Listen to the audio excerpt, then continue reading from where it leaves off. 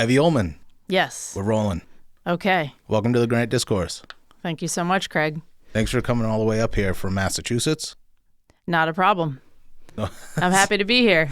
So you are part of the, how do you say it out? DIAG. DIAG. Democrats for an Informed Approach to Gender. And how long has this been a thing? So DIAG was started in 2022 on the West Coast by some parents who had kids that got caught up in the gender web. And they were liberal Democrats that started it. And they knew that this whole gender thing was not going to be really solved until, you did it from within, trying to work on getting liberals to see what's really been going on. And so at the time, these parents, they had a group called GenSpect that, provided them a place to get support and talk to each other about what was going on with their kids. But I guess eventually what happened was they kind of made their own parents groups. And the organization just formed as like a kitchen table grassroots kind of effort. And so now we're nationwide. We have supporters all over the country. We have a pretty active group of supporters in Massachusetts. I didn't really start working with them until it was probably about 9 or so months ago. A friend of mine who is also gender critical like me, she showed me that they had a website, and she's like, check this out. There's an actual group of Democrats who are working to fight against gender ideology. And I was like, wow, this is really interesting, right? And so I kind of, I checked out the website. I kind of looked at what they were doing, and I asked them if they needed any help with their social media. And they said yes. And then I just started helping them out with social media and gradually got more into activism with them. And through DIAG, I then connected with the LGB Courage Coalition, which is Jamie Reed's organization. And over the spring and summer, I helped them out advocating for the bills in New Hampshire that were to stop medical interventions on minors, gender medical interventions on minors. So I know there was a bill last year, I think it was HB 619. That was a bill that was passed against genital surgery on minors. But in the last year, there were a couple more bills. They were the bills from Rep. Lisa Mazer, HB 712 and HB 377. So those two bills were to ban radical double mastectomies on underage girls and also the use of puberty blockers and cross-sex hormones on minors. Is there a medical reason to do a double mastectomy on a teenage girl? No, there's no medical reason. I mean, this is all done in the name of a gender identity. It's something that has really happened extremely frequently in the last, 10 years or so. The number of girls who ended up trans-identifying just shot up exponentially. And especially during COVID, I think that really was kind of like the absolute peak for all kids, trans-identifying, but certainly among adolescent and teen girls. I think I saw that there's a statistic that says that of the younger generation, around 20% identify as trans or queer. Yeah, it could be that high, maybe higher. It's definitely, very much in the youth culture now. I don't know, like, I don't know about, I've heard stories anecdotally just that like the much younger kids now, like the kids who are like 10, 11, 12, they're starting to think like it's not cool anymore and they're kind of over it. I watched, I think it was Jack Jewel and Per Joseph. They did a podcast talking about the much younger kids who seem to be kind of breaking away from that a little bit. So I think we might actually see that this is going to start kind of fading away with the next generation coming up. But certainly right now, among high school, college, kids in their 20s, it's very, very popular. Do you think that we see it more? Because I've said before on here that I never really heard of it until probably about 2014, 2013 is when it started. The first time I ever heard about somebody being transgender in the sense that we hear about today. Mm-hmm. And now that it's 10 years later, do you think that it is something that maybe started in colleges, people that were going to colleges 10 years ago are now teaching in schools, public schools, and maybe that's where it's kind of blown up? Well, it's definitely a multifaceted issue. I mean, I can tell you that when I was in college 25 years ago, it was astonishingly rare. I mean, you rarely ever heard about any, young person that was trans identifying. I did have my first encounters, I'd say, my junior or senior year in college, like with a couple people that were trans identified. What year is this? That would have been probably like 02, 03. Yep. Again, I was like in the Boston area.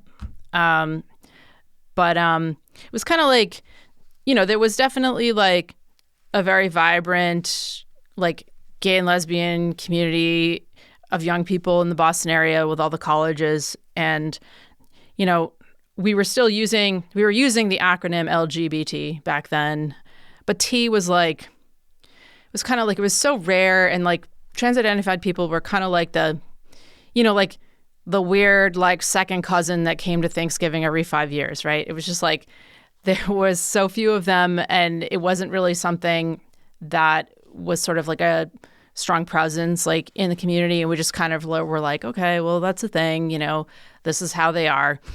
And then of course, fast forward to, the fight for gay marriage, and then all these legacy organizations like HRC, GLAAD Law. Once gay marriage was won, they needed to kind of put their resources elsewhere. But you also have this sort of backdrop of queer theory becoming really popular in academia. So, that was kind of spreading, throughout colleges. And I just remember, right around like, it was probably by like 2009, 10, 11, maybe closer to 2011. This is like around the time when the standards of care for gender affirming care, the standards of care were really relaxed a lot. It might have been what they call SOC 7 at the time.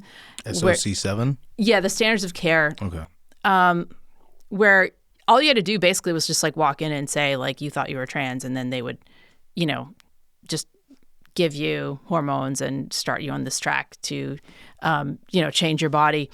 Around that time, I'd say like 2011-ish, I started to notice when I was like going to clubs and out and just seeing what was going on in the community, like a lot of young women were showing up with double mastectomies. They were starting to take testosterone. And I was like, why are all these lesbians doing this? Like, this is definitely looking like a fad to me.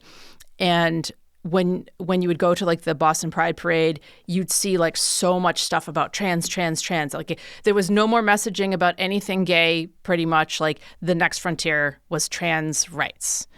And so, like, it was just a huge shift in what was going on in the culture. And so, like, I was always, like, very, like, just kind of suspicious of the idea that, somebody was, like, truly born this way and that they must, have this gendered soul in their body that has to come out, and it can only be released by doing these things to your body. Because what I knew of the young women who were doing this was a lot of them had a lot of, mental health issues, history of sexual assault. The ones who are gender nonconforming like me, had a tough time with that. Like, it wasn't easy, to be gender nonconforming, masculine, female, being gay in a world that's really, set up to be a straight world, and you're very different. So there's a lot of, like, stress and feeling, just feeling really like there's something possibly wrong with you.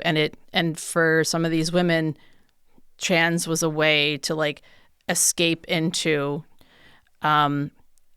something that would supposedly make their life easier. But, as time goes by, we find that a lot of the women who did this and then regretted it later realized, like, it was definitely, it was a mistake. And so now we know that there are a lot of people that they might call themselves a detransitioner. Some people don't like to use that word because they've already done so much medically to their body that they can't really go back. It's hard. Like, there's not a lot they can do. It's more like they'll describe it as they've been medically harmed. It's not just, people from the gay community who've done this. Obviously, like, there are a lot of autistic kids who've fallen into the gender web who aren't bisexual or gay. They might be straight. The teen girls in the last couple of years, they're sometimes called, like, ROGD, rapid onset gender dysphoria. So, this would be like a cohort of teen girls during COVID who just fell into this, social contagion, essentially, of body modification that seems to be, similar to how, like, anorexia was a social contagion, like, back in, like, the late 90s among girls. Like, like, anorexia was, like, this huge, like, I'm not a fad per se, but it was definitely something that was, like, raging among teen girls. I don't know if you remember when that was going on, but I don't remember it being being so easily affirmed. Like, it was treated as a disorder for the most part. Yeah, that would be the difference. I mean, like, we knew that lots of girls were falling into eating disorders, especially in, like, like, college campuses where they're all living together, and that seemed to be, like, a social contagion, essentially. But there would be, like, made-for-TV movies about an anorexic girl and the problems that come along with an eating disorder like anorexia. Right. It's not like it was being affirmed as something good ever. Right. Yeah. Like alcoholism. Like, we don't do that with alcoholism. We don't do that with... Yeah, you don't do that with drug addiction. I mean, that's what's similar about trans identification is it's like a maladaptive coping mechanism that people take on, right? Similar to how they would take on a drug or alcohol addiction or an eating disorder. But we treat obesity about the same as that, or at least we had in the past 5-10 years, I would say.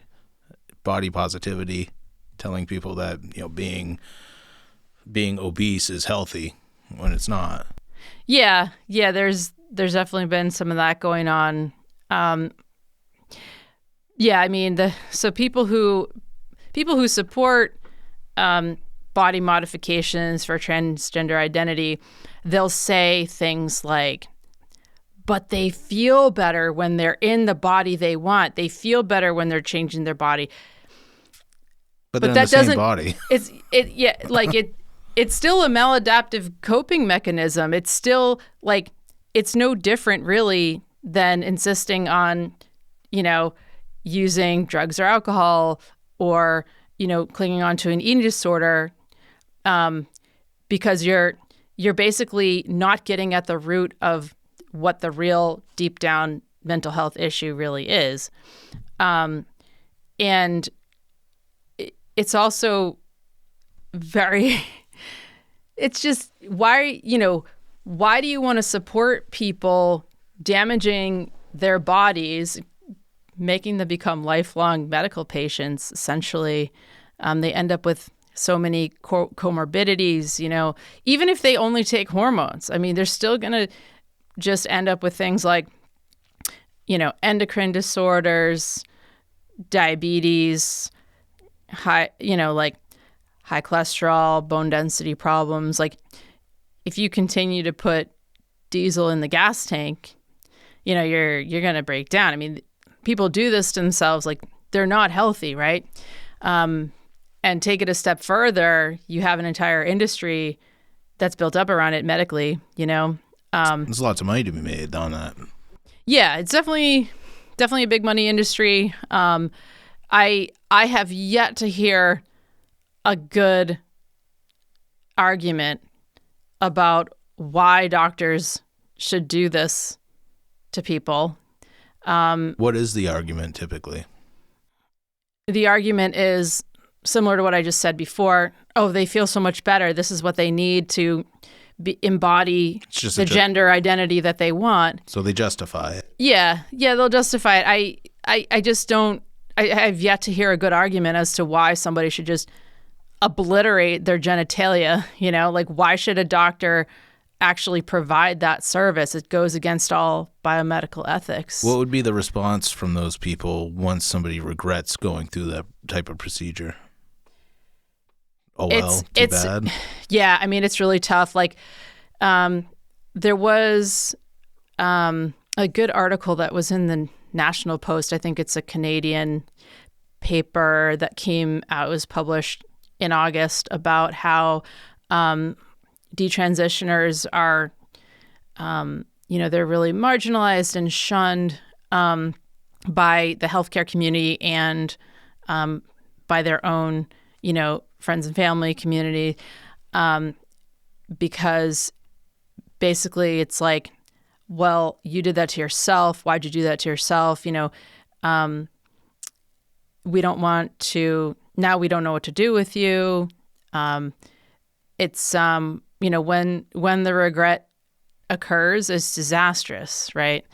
I've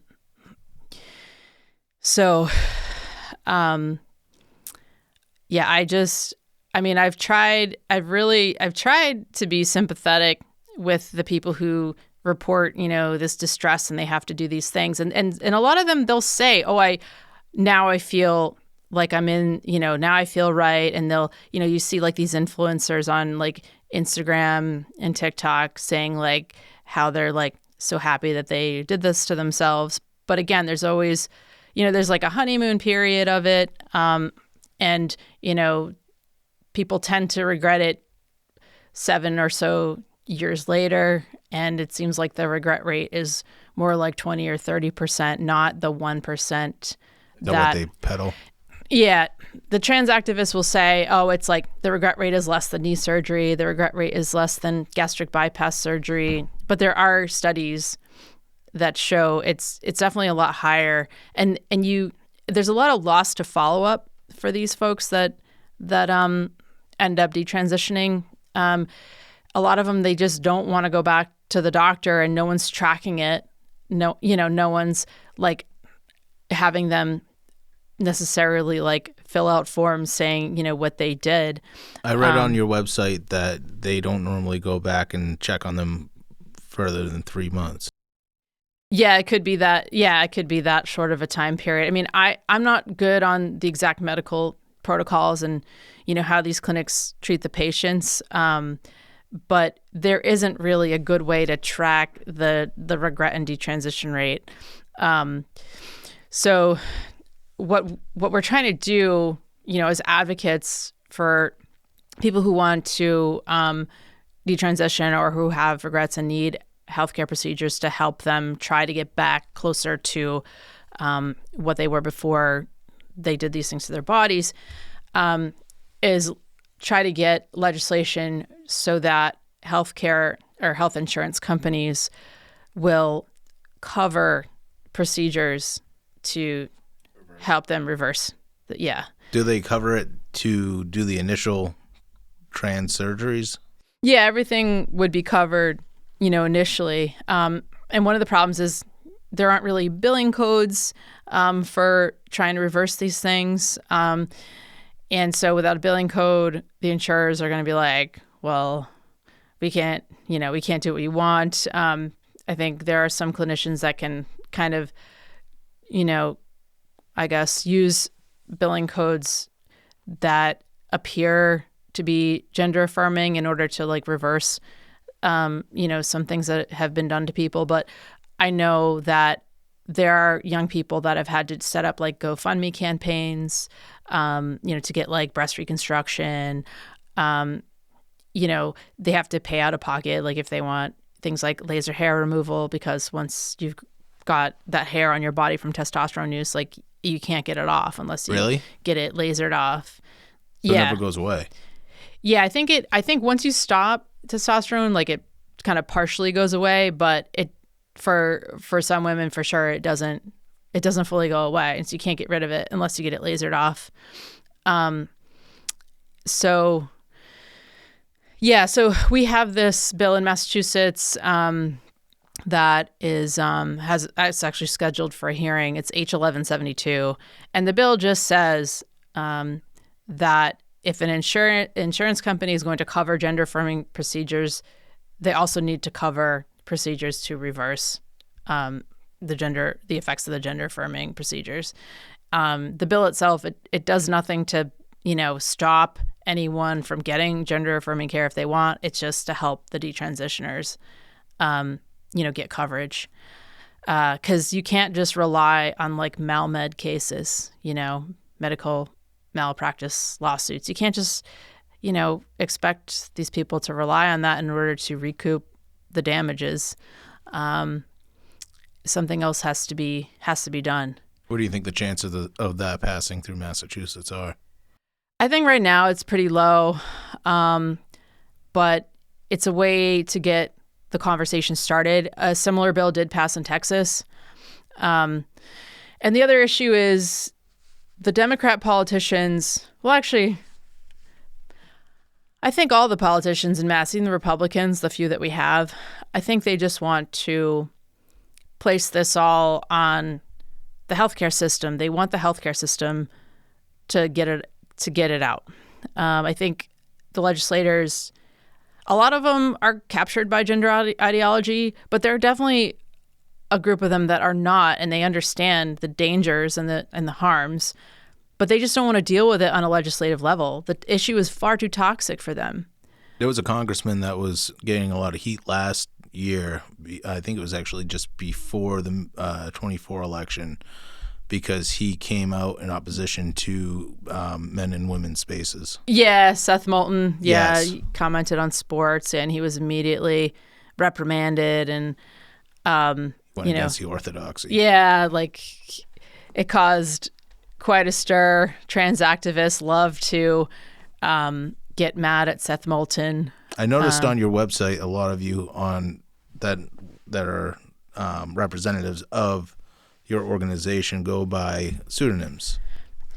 Yeah, so the people that are using pseudonyms have kids that are wrapped up in gender ideology, and because kids have been coached to essentially abandon their families and never talk to them again if their families go against them wanting to be trans, the parents are afraid to lose contact with their kids. They're afraid that they're going to go no contact. I think there might be other people that use pseudonyms because they're really, truly afraid of losing their job, which is a risk for people, because if you have a boss who's totally captured by gender ideology, they might want to fire you because that's how they behave. That's how, a lot of the people who support the ideology They can't handle it when somebody doesn't agree, and they will do everything they can to, to cause harm to you, to make your life miserable. And it's just evidence of how hyperpolarized this issue is and how polarized almost everything is today in America. We've never been so polarized about politics or anything ever, I don't think. Not in our lifetimes, probably. Yeah. Now, I came in contact with you because I saw you were doing some protesting with Steve Scare. Yes. Yes. The protesting. And just so you know, you're actually the first Democrat. I assume you're a Democrat. I am. Yeah, I'm a registered Democrat. I have voted Democrat in every single election that I've been eligible to vote for, as far as like presidency and other higher offices. I was very pissed off when the Democrats decided to primary Biden because I knew his mental state, mental capacity was down the drain. And there was this candidate, Dean Phillips, who actually primaried against him for a hot second, voted for him in the primary. And then, of course, he got buried. And by the time the election came around, I was just so fed up with the Democrats because they made such a bad move by primarying Biden and then having the candidate be Kamala Harris, who was totally unpopular, didn't have a chance. I knew Harris didn't have a chance. So who did you vote for? I just did a write-in. No, in the primary itself? Dean Phillips. So he probably got more votes than Kamala? I don't know. He had a very few votes. A lot of people don't even know who he is. He's just like some Midwest politician. Well, I want to welcome you as the first Democrat on the Grand Discourse. Oh, thank you. Normally it's Republicans. The Democrat Party basically, has left me and a lot of people, so many people are so disaffected because of their insistence on pandering to this insane left wing. It's beyond irrational at this point. But I'm still kind of holding out hope because there are plenty of Democrats left who I would consider like normies who are just in the middle on most, like I'm just left of center. I mean, pretty much my views are left of center on just about everything. I'm not a Trump fan. It's if somebody voted for Trump, fine. Like I'm not going to hold that against you. Like that's your decision. You made your decision based on information that you had. You liked the guy. My feeling on Trump is I think the Democrats deserve the punishment of having Trump as president because they just blew it so badly. I don't like it. He's very chaotic. I don't think he's at all a statesman.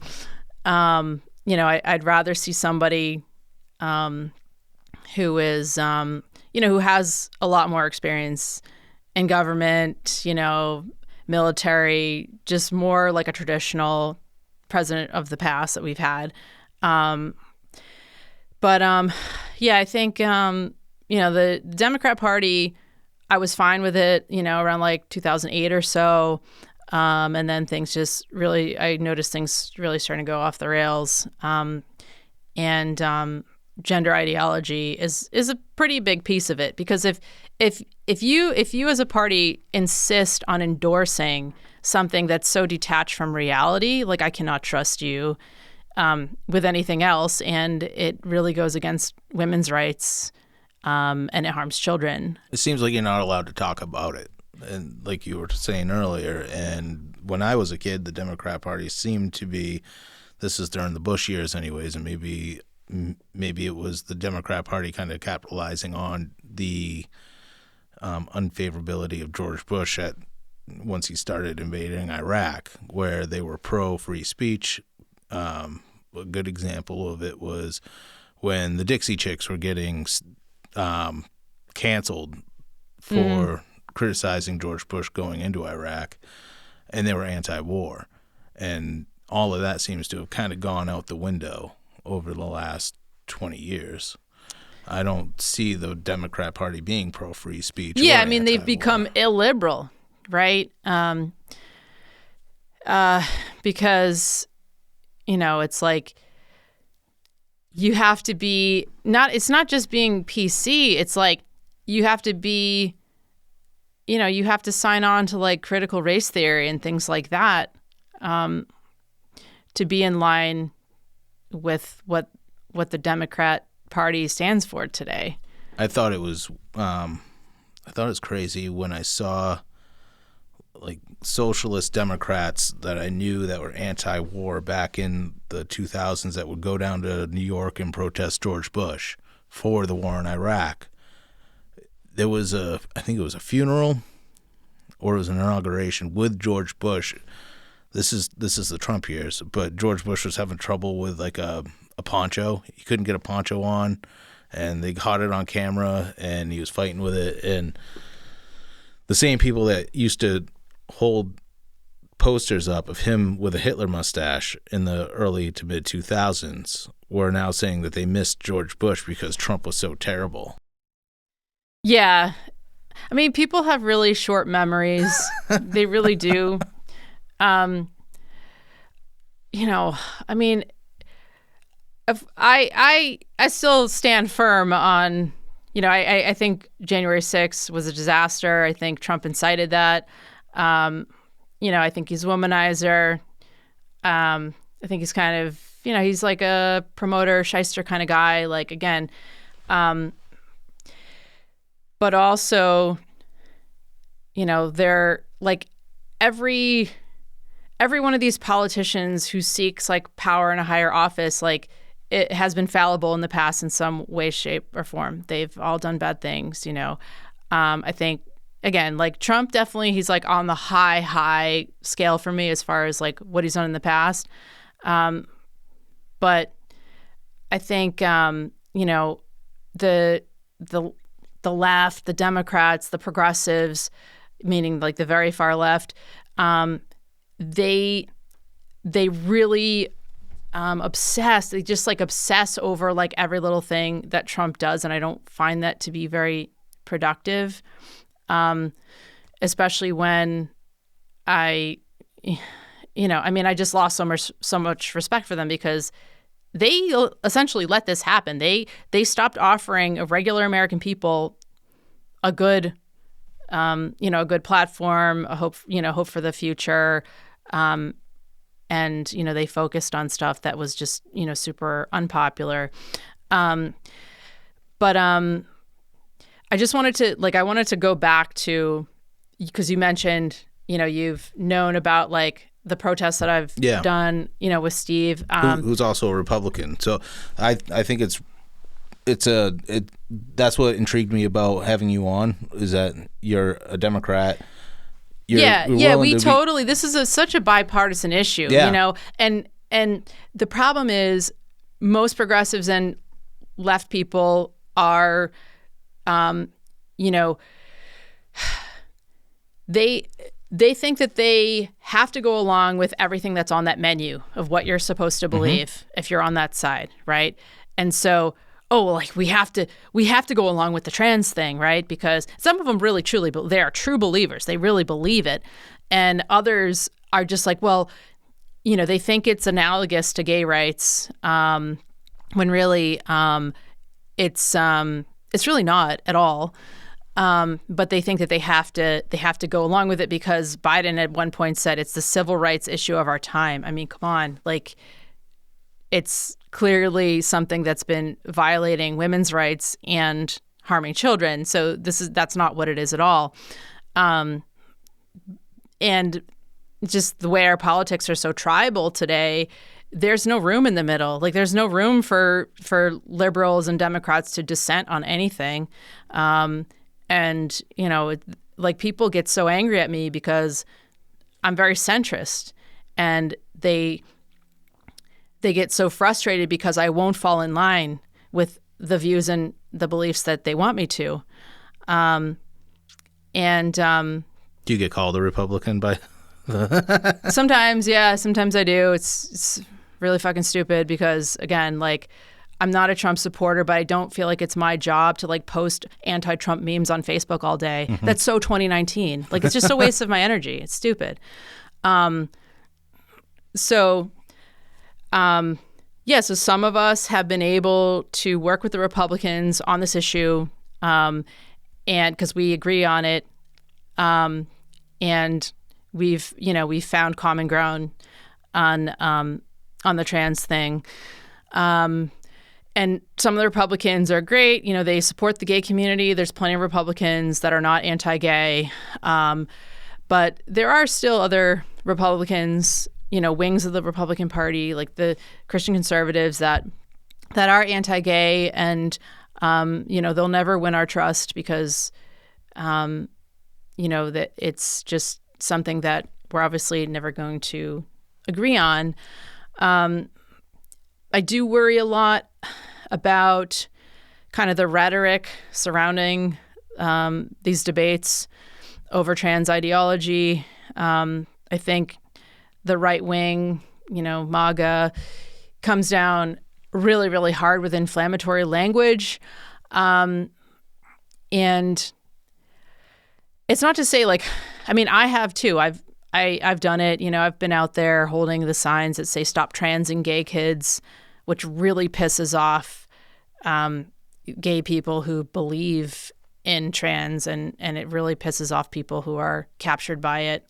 But it's true because that happens, right? Would you say that's inflammatory? Yeah, it's definitely kind of instigating because it's like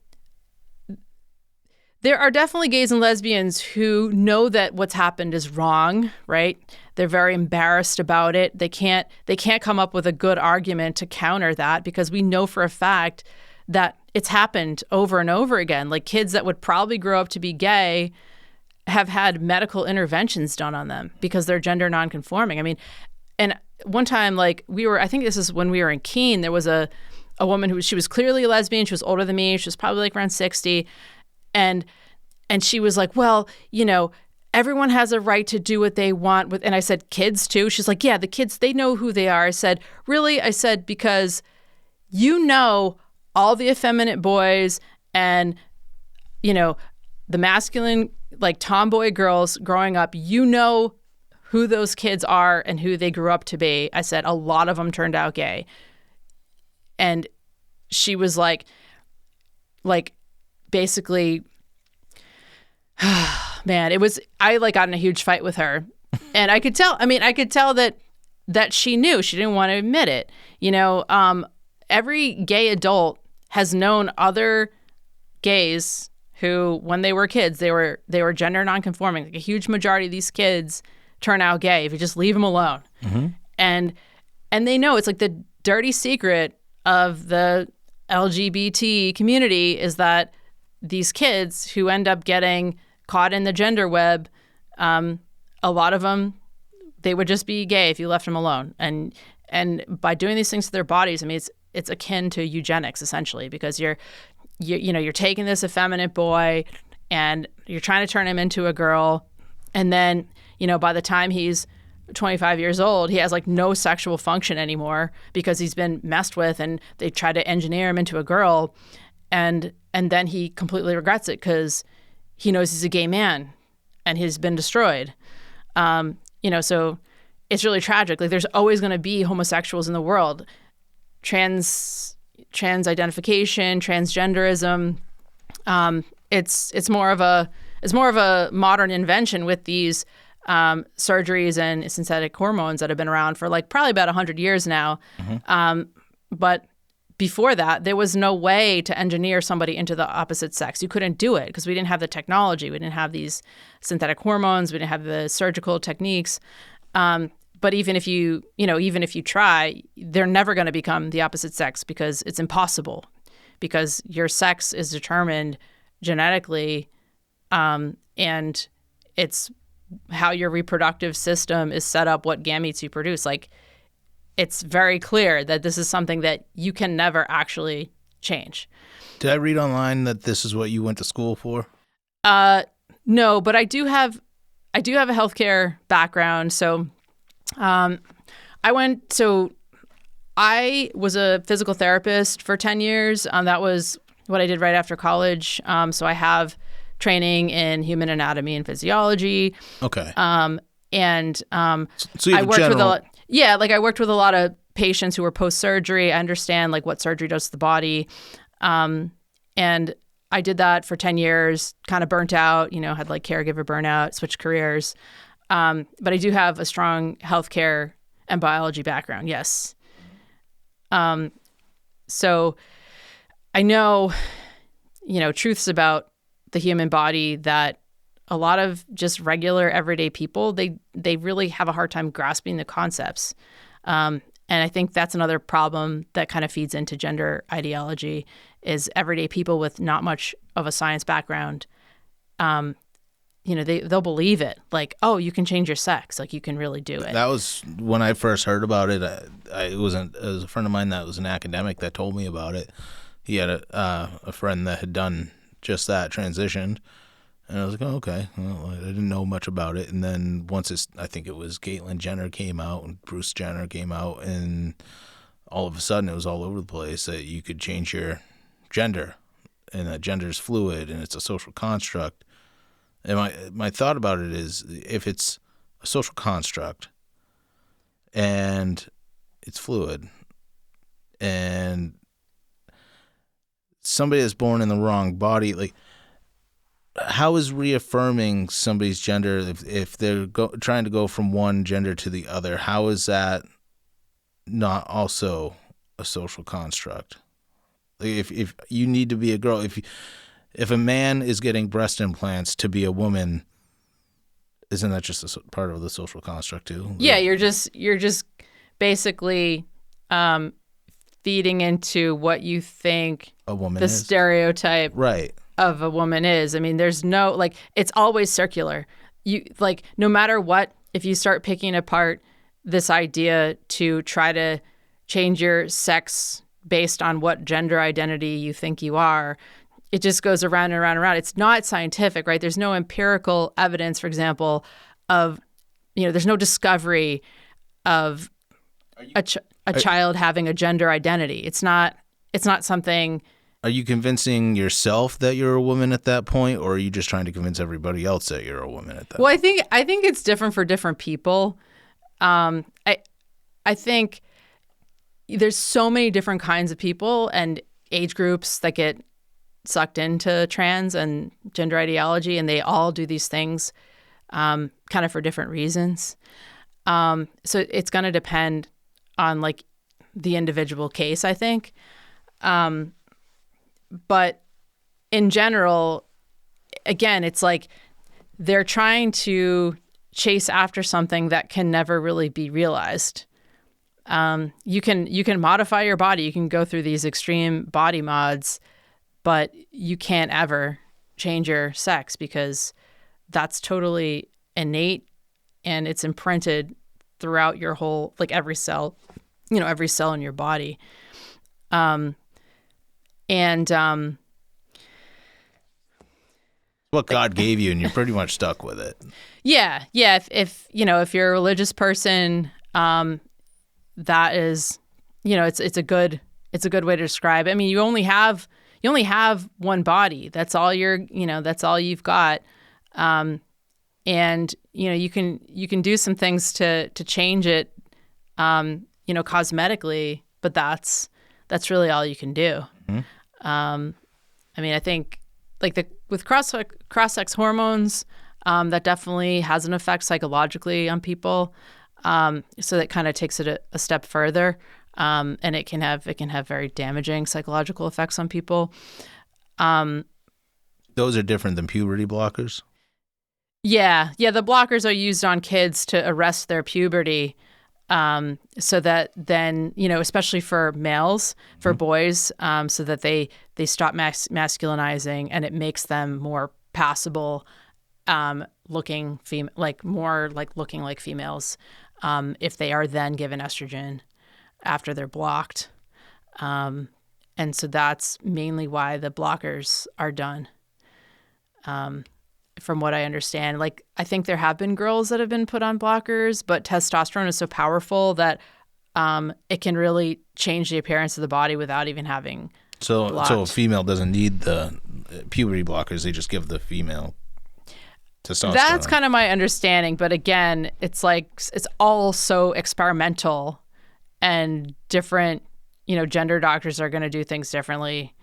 But again, like, there has never been a discovery of this transness within a child. Like, you can't,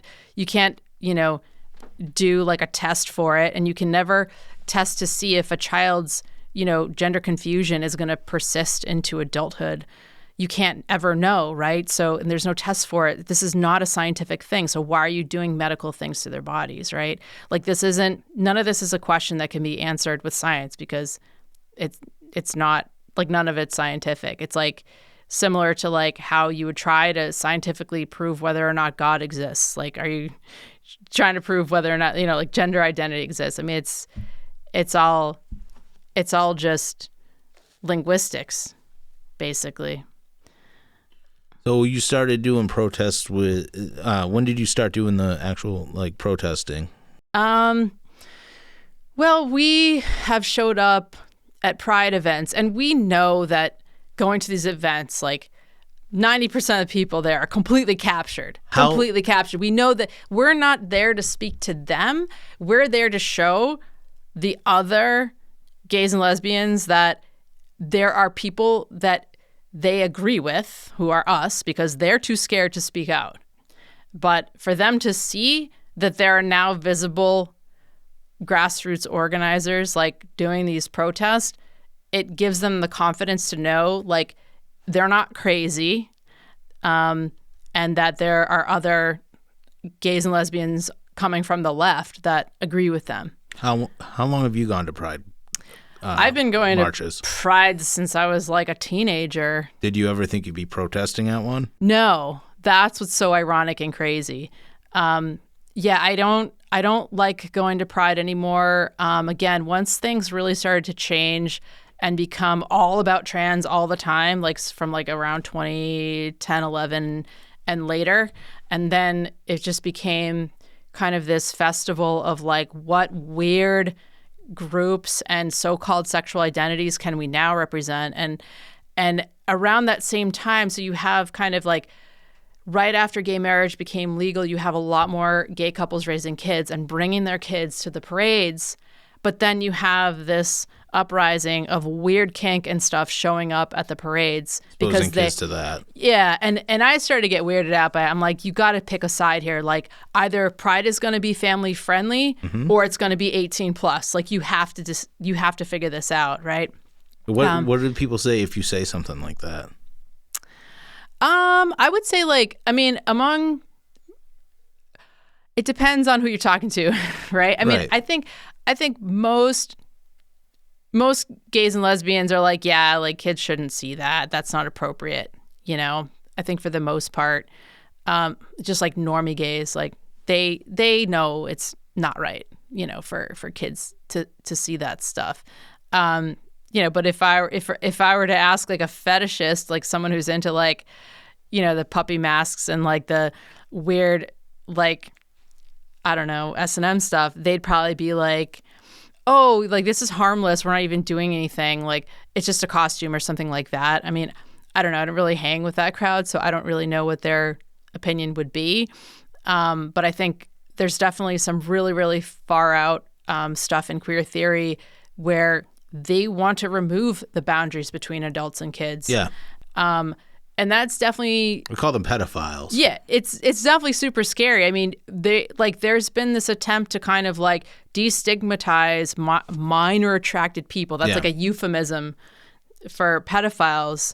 I mean, it's just extraordinarily dangerous, right? Like, if you're actually going to try to destigmatize something like that, like, society's done. Like, you're done. Yeah.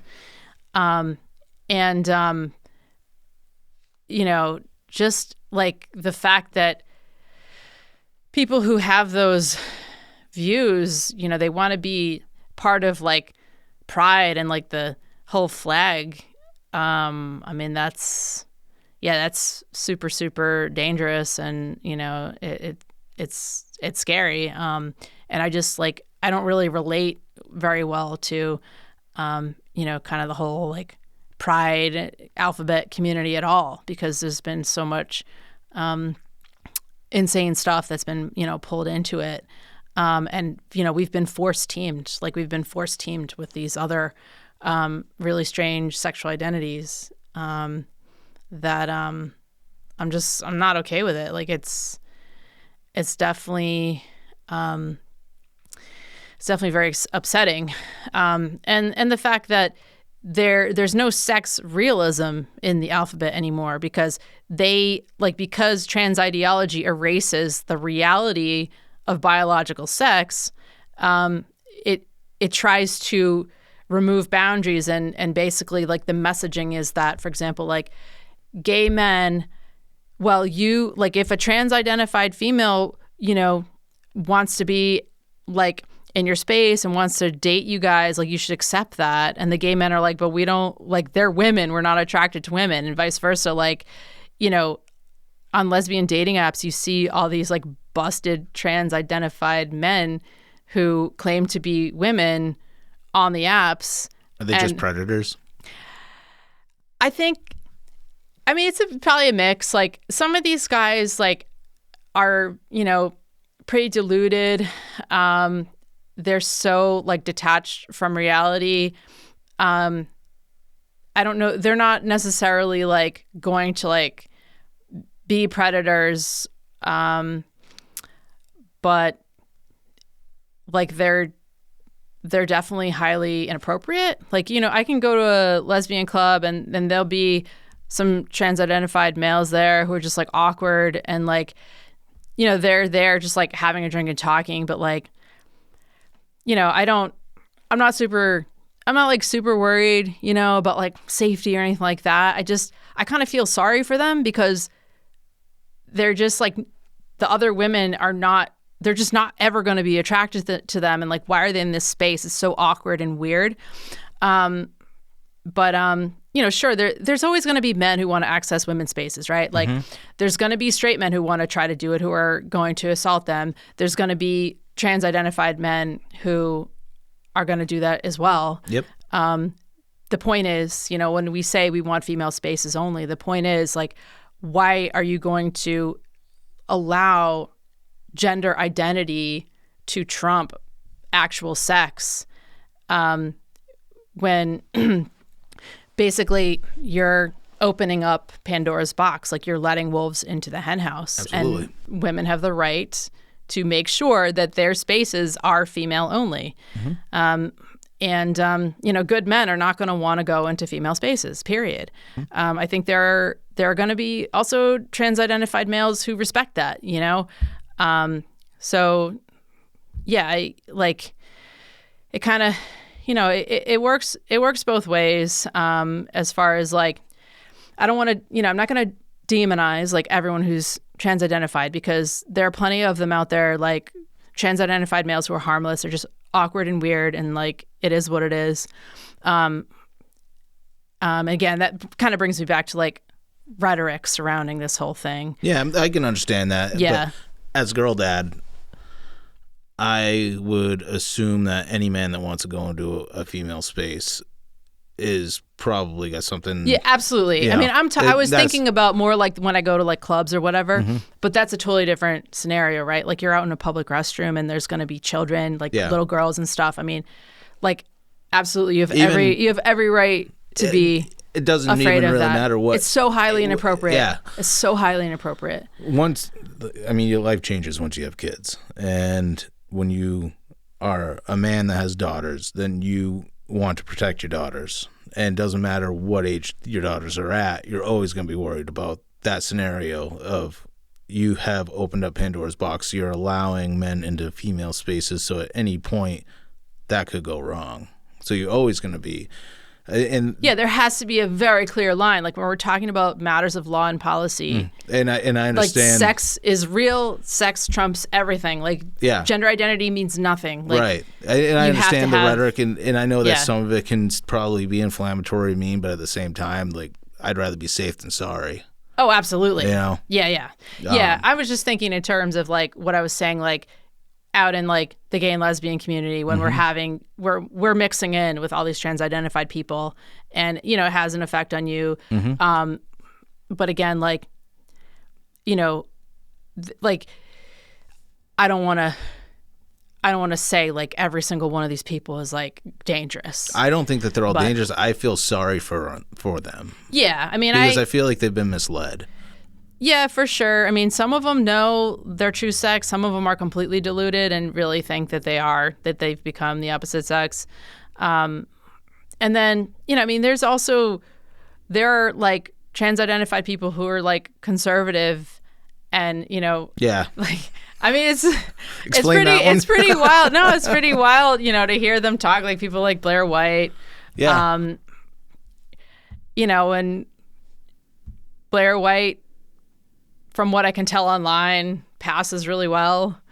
I don't think Blair would ever want to, like, try to, like, I mean, do anything, like, harm anybody, you know what I mean? But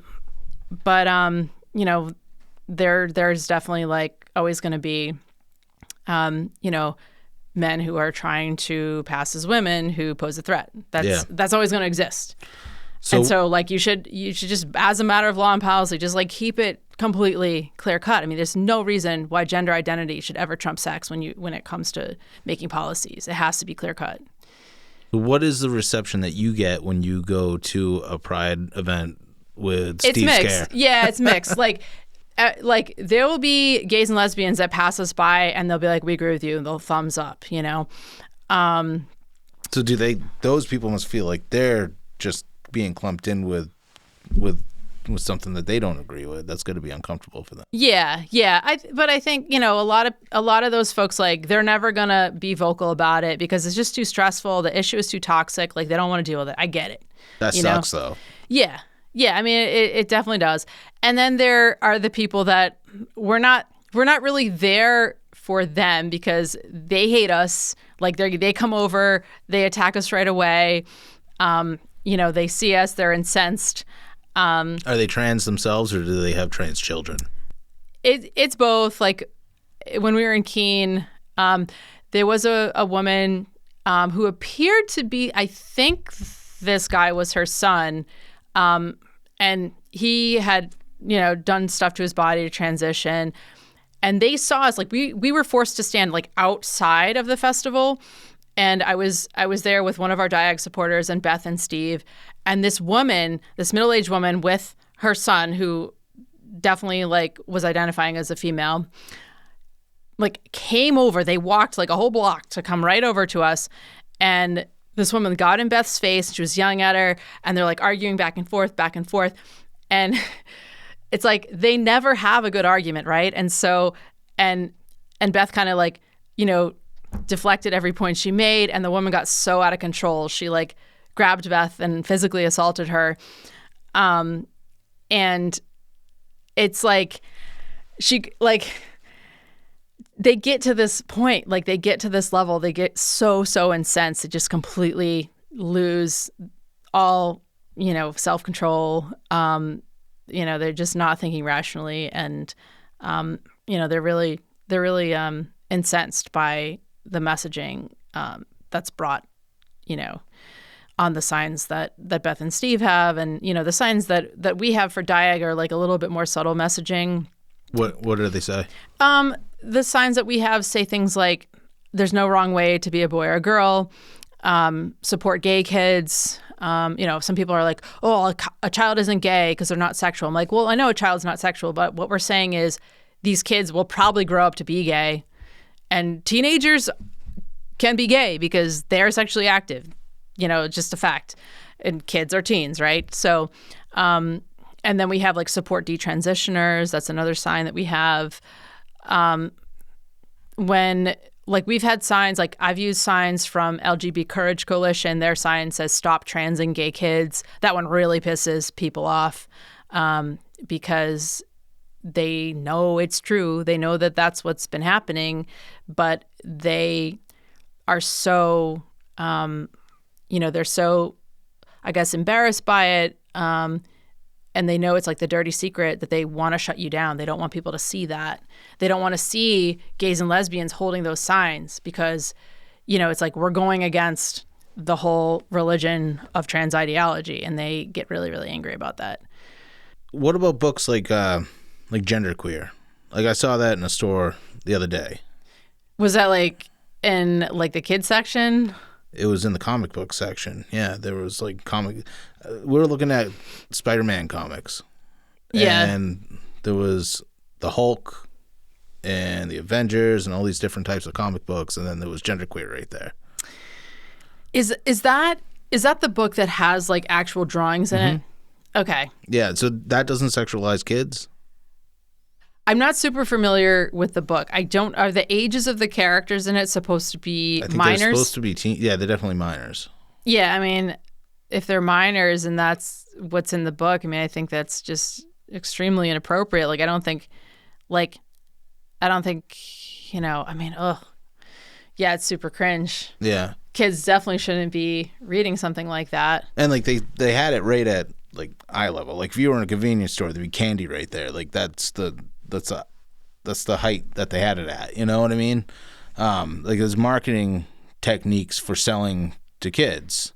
And where I saw it placed, that's like definitely where it would be. Like I think that type of book should be basically where you would have pornography. Oh, absolutely. You yeah, know? I mean, there's pornographic images throughout that book, from what I know. The same people that are telling you that you saying not to sexualize kids by saying leave gay kids alone, I bet they would have no problem with that, because there's a lot of pushback in New Hampshire. There was a bill to try and give parents the ability to remove that type of content from public schools. Mm-hmm. And it got vetoed. It did pass, but was it vetoed by the governor? Mm-hmm. Yeah, I think I know the bill you're talking about. But Glenn Cordelli, who was on here, he had read some pages from another book that he found. I don't know if he found it, but it was found in the Dover Public Library. Mm-hmm. Not Dover Public Library, Dover High School Library. That's what it was. And when he tried to read that on down the well in the State House, the Democrats tried shutting him down 3 times to keep him from reading it. It sounds like they were really super embarrassed by that book. They said it could, what did they say exactly? They said it could basically trigger people that have trauma. Well, why would you want that in an area where kids can get their hands on it to begin with? Yeah, I think that's a totally valid point. I mean, like, school curriculum is a big issue. Like in Massachusetts, there was a bill recently that I sent some testimony in for it, where the bill was basically saying that every school district would have to adopt like the state's health curriculum for like K through 5 or something like that. And there's a whole section on gender identity, and it's teaching that, an imagined gender identity is totally valid. I know the bill was only to basically tell the school districts that they had to adopt this, or if you went against the bill, the school districts got to adopt their own curriculum. And sure, in Mass, like there's going to be other school districts that are going to adopt some really sexually inappropriate / ideological curriculum. But I think you can't really, I mean, if you're going to teach about gender identity, I mean, it's got to be at least high school and up. And in a way that's just like, there is a thing called gender identity. This is how it's described, not that this shit is real. You know what I mean? because there are always going to be people like for the next, 10, 20 years, I think it's still going to be around. And so, if you're going to have a curriculum about, sexual orientation, like gender identity probably has to be mentioned. So people are aware, kids are high school and up are aware of like its existence. But as long as they're given the right information and not that it's a fact, it's not, it's a belief system, right? Do you think that they should teach gender dysphoria as a mental illness or a mental disorder, kind of like they would with an eating disorder? Yeah, I mean, it's a tough question. Like what is gender dysphoria? Is gender dysphoria even a thing? It's like body dysphoria. Yeah, I mean, there's body dysphoria. There's, it can be called an overvalued belief. I think Jen Specht brought that up recently. How, it's this belief system about gender that is overvalued in a way that it makes people become so extreme about it. When it shouldn't be taken so seriously that you organize your entire life around it and modify your body over it. Is gender dysphoria something that is like in and of its own, or is it just a symptom of someone's distress manifesting in that way? I mean, I'm a firm believer that there's when people start trans-identifying, it's more of a distraction. Like there's something else going on deeper down that needs to be addressed. What do you typically think that is? I mean, like, there's, depression, low self-esteem. They might have had, sexual abuse history. There's all sorts of things that can make that come up.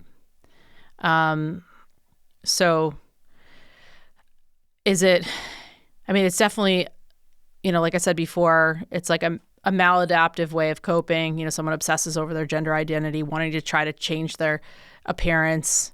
Do you think there's any peer pressure going on about it? Yeah, I mean, in the youth culture, for sure, like there's a ton of it. Like I said, still like in high school, college, 20s age. And it's spread a lot, through peer groups and social media. Yeah, for sure. And kids get led into it, and then they feel so much pressure. If they don't feel comfortable with it anymore and they want to detransition, it's like they can't because there's so much social pressure to stay in that group, in that trans-identified culture, in that group of people. Have you seen that sidewalk interview? It's like two teenage girls, and they ask these girls how many genders there are, and one of them says 2. And the other girl says, no, don't answer that. Don't answer that. I've seen that clip. No, terrified. Yeah, because they can't dissent from the opinion about, gender ideology. Like you have to believe it, or at least pretend you believe it. Otherwise you're like a terrible person. Mm-hmm. Yeah. Yeah, it's really hard, for young kids to speak out about it if they don't believe in it. Yeah. Yeah. I had a coworker whose daughter went to a school, and she said that the teachers were actually putting a lot of like the pride flags up, and they were promoting gender ideology in school. But whenever they would have like a parent teacher night, they would take all that stuff down and hide it from the parents. So it seems that's super sketchy. That's right over Maine. Yeah. I think it has to be. There's no good reason to plaster a classroom with pride flags at all. That's something for if a school is going to have if a high school is going to have like a GSA, like Gay Straight Student Alliance, like what we called it in the old days. I don't even know what they call it anymore. That's one thing, but it shouldn't be like, it's super, super cringe to me when you see like these video clips of teachers inserting their beliefs about gender identity into their classrooms. I don't know how frequently that happens, but, and these teachers are insisting that their students like affirm them and call them the right pronouns and things like that. I mean, that's just like, it's so highly inappropriate. I think that's where you're probably seeing the pendulum swing back with younger kids rejecting it. Like years ago, there were a lot more conservatives in the education system as teachers, most likely. And we probably saw a culture shift where like the ed schools and universities have become so far left. Yeah. All the ed schools. I mean, like the young people who are becoming teachers are so indoctrinated with this really, really progressive far left, ideology and views about race and gender that I mean, I don't know what it would take to kind of reverse it or tone it down or whatever. I mean, it just seems to me like it's really, really embedded in the ed school.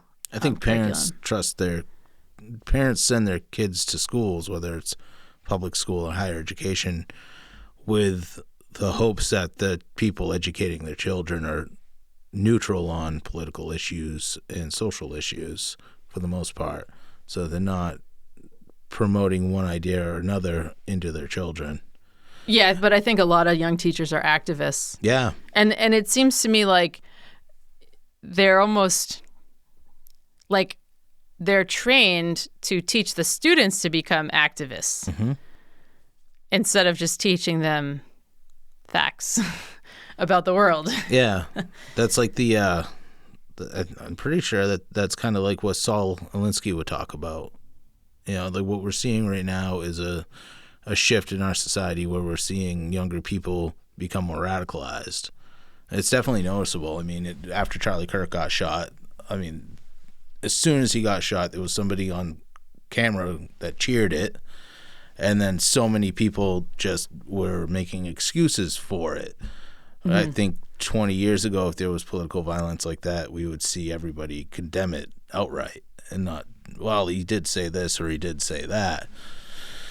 And new polls are coming out saying that I think 20% or 40% of young Democrats think that political assassinations are okay.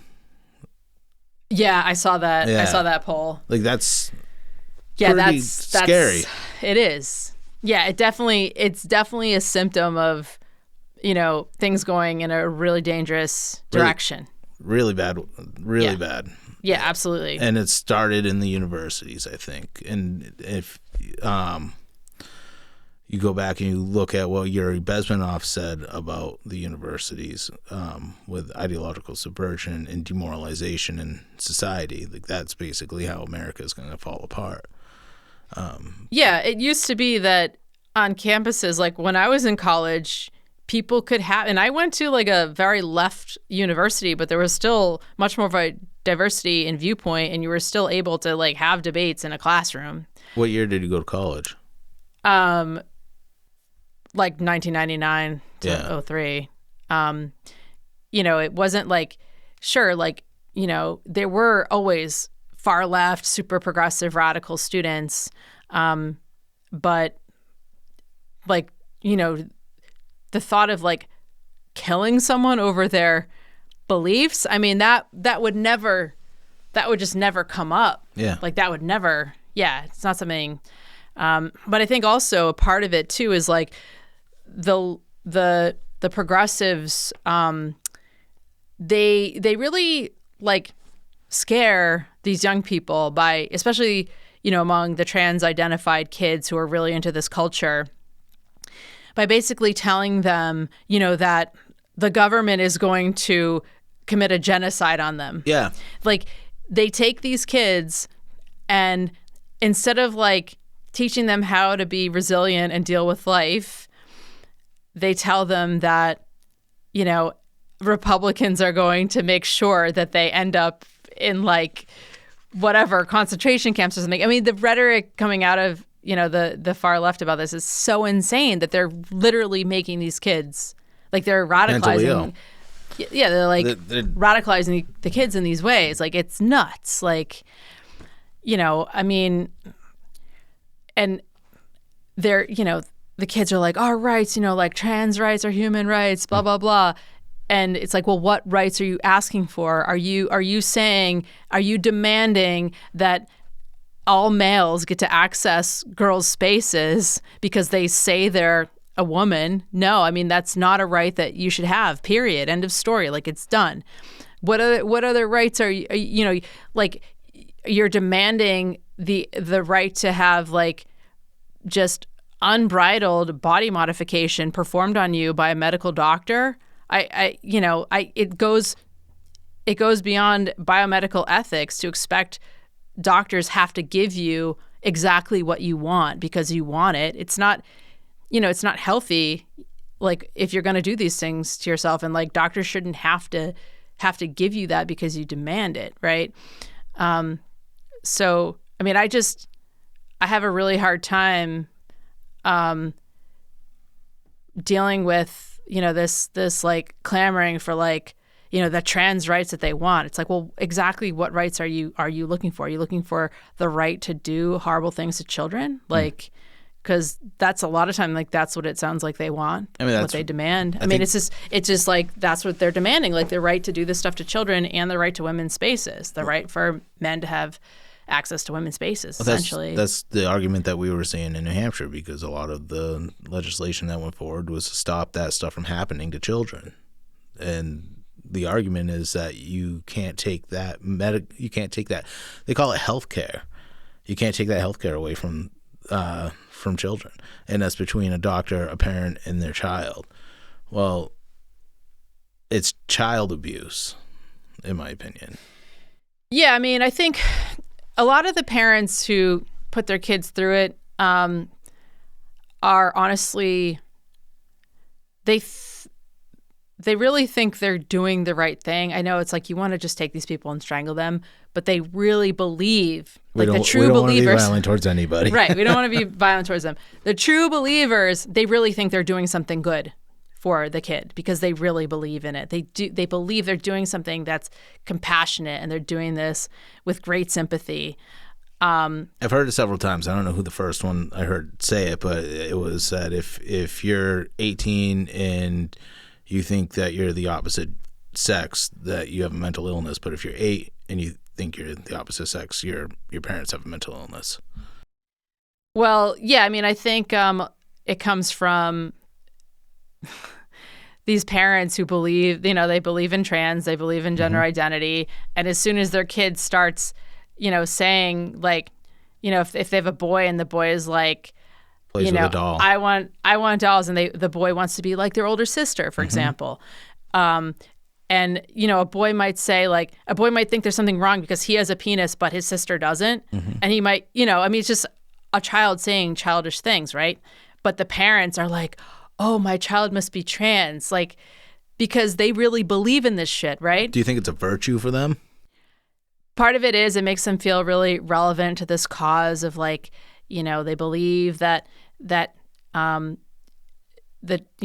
trans people are this like special marginalized group of people that we have to protect, when really the category is just so broad and incoherent.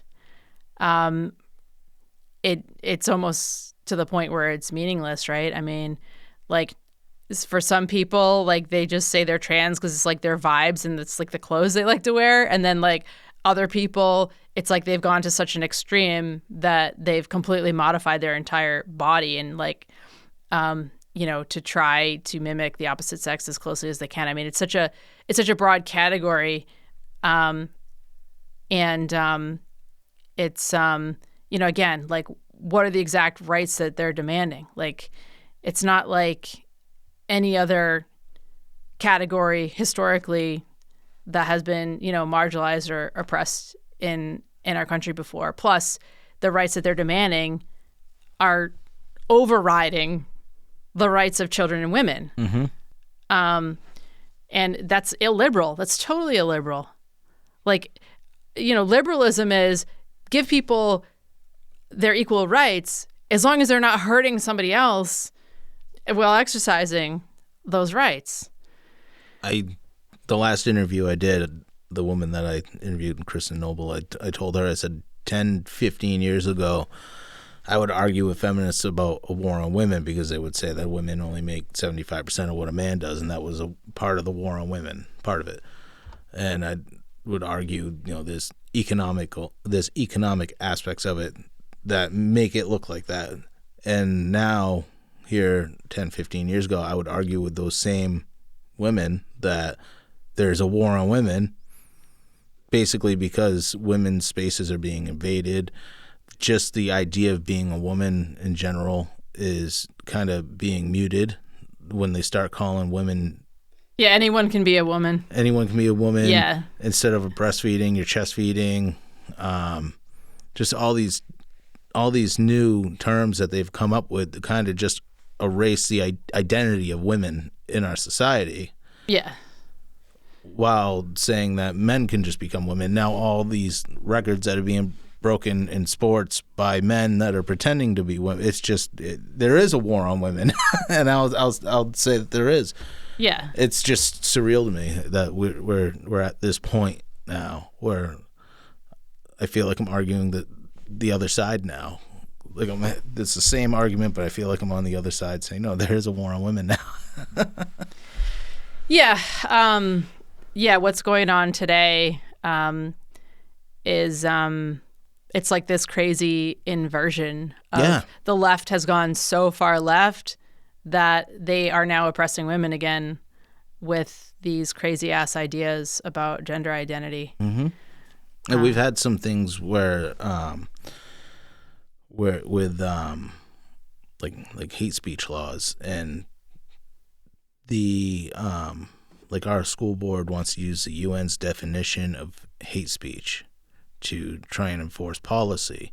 And from my understanding of it, and what I said was, this is going to be used against our girls from speaking out when there's boys in their locker rooms because they want to make them feel afraid to speak up. Mm-hmm. And I immediately got attacked by people with trans children because they say that I'm attacking trans children. I'm not. I'm just sticking up for mine.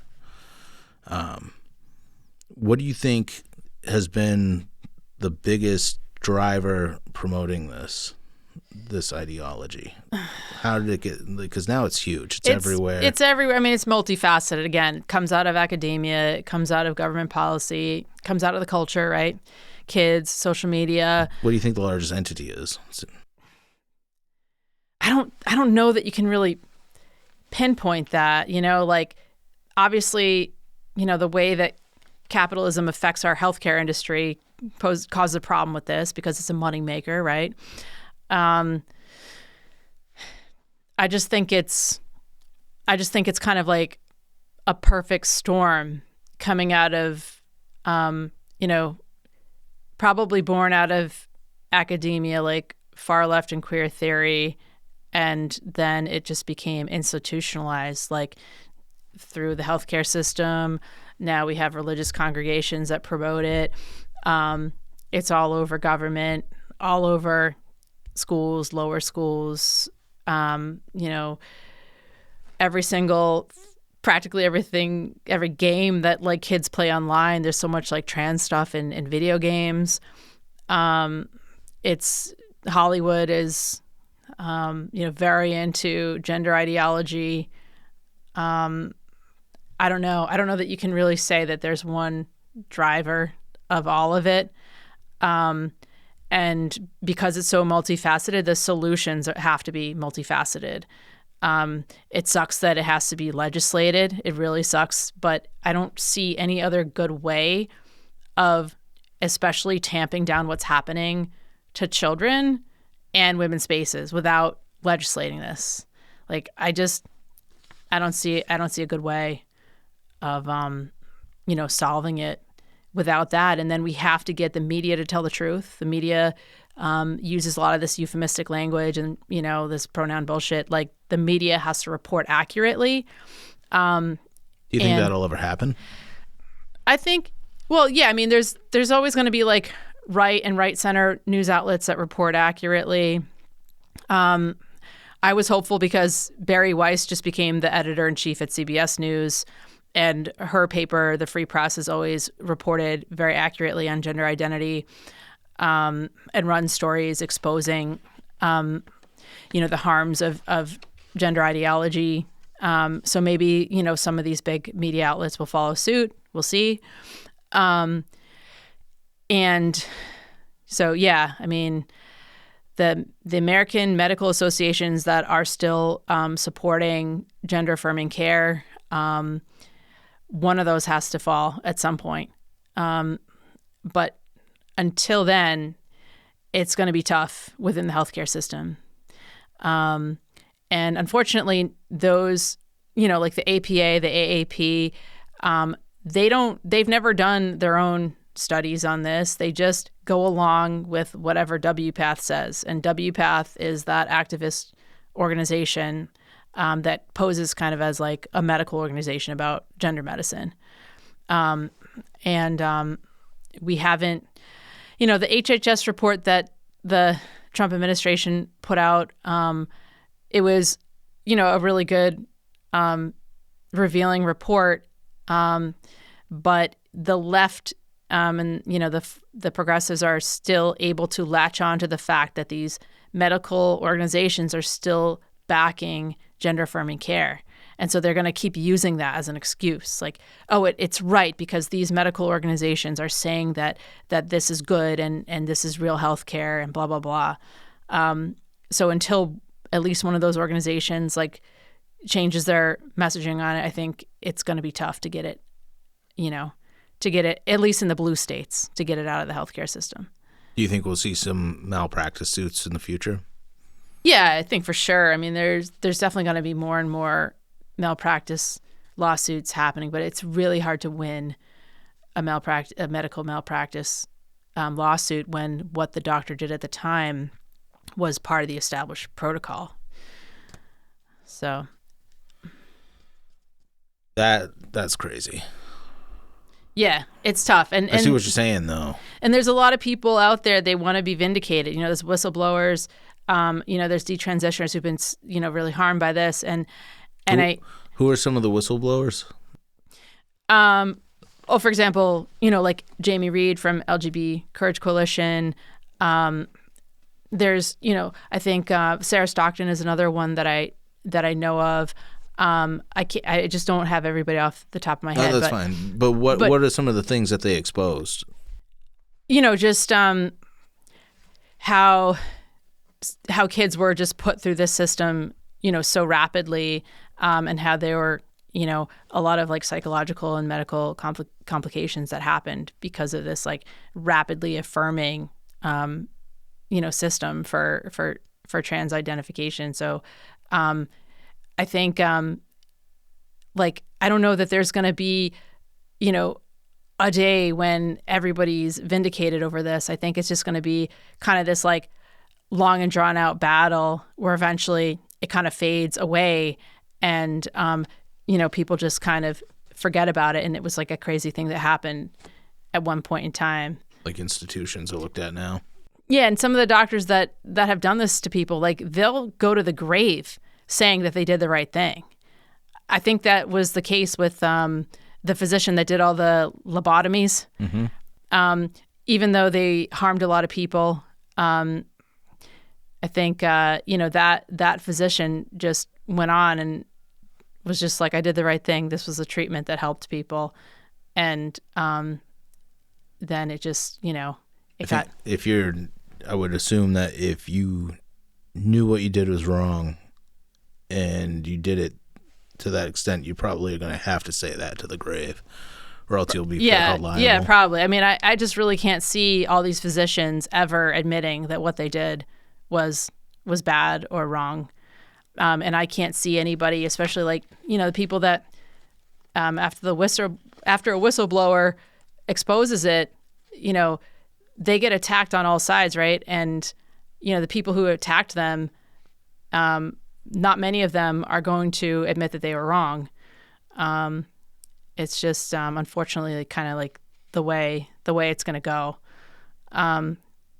But I think, eventually it's going to work its way out of the culture, and it's just going to be a really crazy chapter, in the history books. Do you think it started? Gosh, like, I'm not the best person to ask that. I mean, my opinion on it like changes every day depending on what happens in the news. I think, we've seen a lot of progress like in red states where they've, put bans on pediatric gender affirming care. But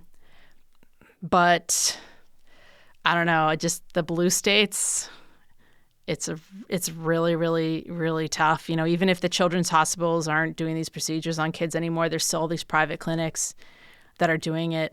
Really? Yeah. So I saw on the website that there's over 100 right now, where there weren't any like 10 or 15 years ago. Yeah, there's definitely tons of gender clinics like all around the country. I think, in blue states, I don't know if we're ever going to see them, have any bans on pediatrics. I don't know. We'll see. Probably not in Massachusetts. Yeah, I kind of doubt it. But you never know. So, how much has your organization grown since it's been started? That's kind of a hard question. We've definitely been picking up supporters in every state. We have definitely over 100 supporters in Massachusetts and the bigger states. We've got like, a couple hundred in all the bigger states. And it's, it's only been around since, like I said, like they just started at the kitchen table in 2022. They just formed it back then, not that long ago. And we haven't even really done any public messaging campaigns. We're just small. We just have a website. We have, our social media accounts. We don't spend money on ads. I think we do have potential to grow, for more people to find out about us. You work with the LGBT Coalition? I help them out, but I'm primarily with the Democrats for an Informed Approach to Gender. Yeah. I act as like a state coordinator for Massachusetts, but I've kind of been coordinating with the other New England states because they're really small and we don't have any other leaders in those states helping out. So, I've kind of taken all the New England states under my wing. So what is the kind of work that you do individually for this organization? I host events. I get people together. I help get supporters to advocate for, bills that are, gonna help with the, gender ideology issues. So legislation, we will encourage people to like write letters to the editor when they see something in the news, just raising awareness generally. We get out there, we demonstrate. Right now we're a 501c3. We're not a C4, so we can't lobby, but we do, we advocate and we educate the public. Mm-hmm. How'd you get connected with Steve Scare? I met him in New Hampshire through, I'm trying to think of the first time I ever met him. I think he had an event in Bedford, because he was coming to speak and Jamie Reed was also there and Simon Amaya Price and Corey Cohn, they were giving a talk there. And that was where, and Steve was like leading the talk, and that was where I first met him. Yeah. And you guys were in Keene. How long ago was that? It was like a couple weeks ago. It wasn't too long ago. Yeah, not too long ago. I had no idea any of these organizations existed until probably about 3 or 4 months ago. So to see all this has been pretty eye-opening for me, and it's actually encouraging to see that there's Democrats that are going against us and that there's people involved in the LGBT community that are going against us, because it's a scary it's a scary thing for parents in particular to send their kids to public school, send their kids to higher education, and want nothing more than just their kids to be educated. But then you see all too often that they come home and they're learning about gender identity, and now you see it in entertainment everywhere you look. I know Netflix took a hit last week because of all the stuff that they have on their programming. And I think that's probably going to be one of the biggest drivers, just how hard their wallet gets hit, because I think some people find it very unpopular. In the blue states, probably not. Red states, definitely. So it's encouraging to see you out there and see Steve Scare. And to see Steve Scare, who's a Republican, and you, who's a Democrat, on the same side. It's like you said earlier. It's definitely a bipartisan issue. It's just a matter of the fact that, like, Republicans will speak out against it all day long, but for Democrats to publicly speak out against it, it's very few of us are willing to do that because we get attacked. It's the moment we do. And you have a lot to lose. You can lose your job. Lisa Mazur lost her job just this past year. Yeah. I mean, there's going to be people that are going to do everything they can to shut you down and silence you. Yeah. So, it's a scary place to be. But hopefully, the fact that we're out there and we exist, we're giving more people on the left courage to speak out. And the more of us that come forward, the quicker this is gonna die. Yeah. So what is the actual website that people can go to? Oh, for DIAG, we're www.di-ag.org. Okay. So di-ag.org. And you can find DIAG Democrats on Instagram, Facebook, X. So we have all the usual social media accounts. And do you want to plug your social media? I'm going to pass on that. Okay. I will plug for the DIAG social media because I do help them out a lot with their social media. I tend to just like to keep my own social media to people who know me or find me. Yeah, I mean, if you're in New England and you're interested in DIAG, please, hit us up and I'll get in touch with you. All right. Evie, thank you for coming up here and talking with me. All right. Thanks a lot, Craig. I appreciate it.